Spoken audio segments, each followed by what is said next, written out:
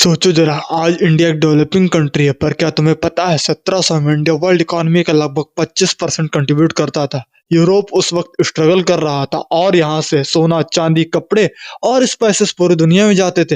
लेकिन फिर आए ब्रिटिश और सिर्फ 200 सालों में एक अमीर सभ्यता को गरीब बना दिया गया। ये सिर्फ कहानी नहीं है, फैक्ट्स, डाटा और रिकॉर्ड्स पर बेस्ड है। आज के इस वीडियो में हम इस टॉपिक को 5 पार्ट में समझने वाले हैं। पार्ट 1, ब्रिटिश इंडिया में आए कैसे। पार्ट 2, पैसा निकालने का system, drain of wealth. Part 3, Indian industries का डिस्ट्रक्शन। पार्ट 4, रेलवे, एजुकेशन और एडमिनिस्ट्रेशन का सच। पार्ट 5, आज के इंडिया पर इसका लॉन्ग टर्म इम्पैक्ट। और एक छोटी सी रिक्वेस्ट है फ्रेंड्स, अगर आपको बिना एग्जैगरेशन सिर्फ फैक्ट के साथ चीजों को समझना पसंद है, चाहे वो हिस्ट्री हो, साइंस हो या माइंड रिलेटेड फैक्ट्स, तो चैनल को सब्सक्राइब जरूर कर लेना। ये चैनल उन लोगों के लिए है जो इमोशनल स्टोरीज नहीं बल्कि वेरीफाइड और लॉजिकल एक्सप्लेनेशन देखना चाहते हैं।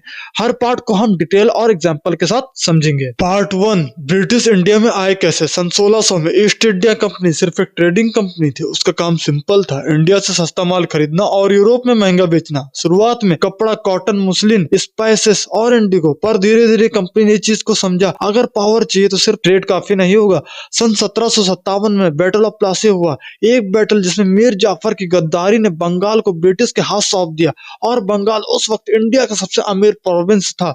यहाँ से ब्रिटिश का डायरेक्ट पॉलिटिकल कंट्रोल शुरू होता है। पार्ट 2, पैसा निकालने का system, drain of wealth. British लूट रैंडम नहीं थी, एक प्रॉपर सिस्टम था। ब्रिटिश ने फार्मर्स पर हैवी टैक्सेस लगाए, कैश क्रॉप्स को उगाने पर मजबूर किया, फूड क्रॉप्स कम हो गए। इसका रिजल्ट क्या हुआ? भयानक भुखमरी, फेमिन्स हुई।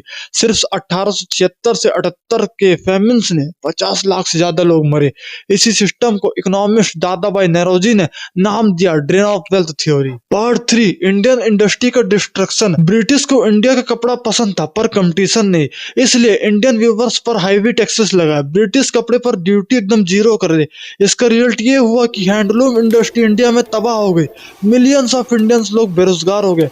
इसी प्रोसेस को कहा गया deindustrialisation of India. Part 4, railway, education और एडमिनिस्ट्रेशन का सच। रेलवे का एक पर्पस था, रॉ मटेरियल पोर्ट तक लाना और ब्रिटिश गुड को अंदर तक बेचना। इंडियन टैक्स पेयर के पैसों से रेलवे बनी थी, पर प्रॉफिट ब्रिटिश कंपनियों ने कमाया। एजुकेशन सिस्टम का एक ही एम था, क्लर्क बनाना, लीडर नहीं। पार्ट 5, आज का इंडिया और ब्रिटिश लेगेसी। सन 1947 में जब ब्रिटिशर्स को यहाँ से भगा दिया गया, तब लिटरेसी रेट इंडिया में 12% हो गया, लाइफ एक्सपेक्टेंसी 32 साल हो गई, इकोनॉमी एकदम सेटल्ड हो गई।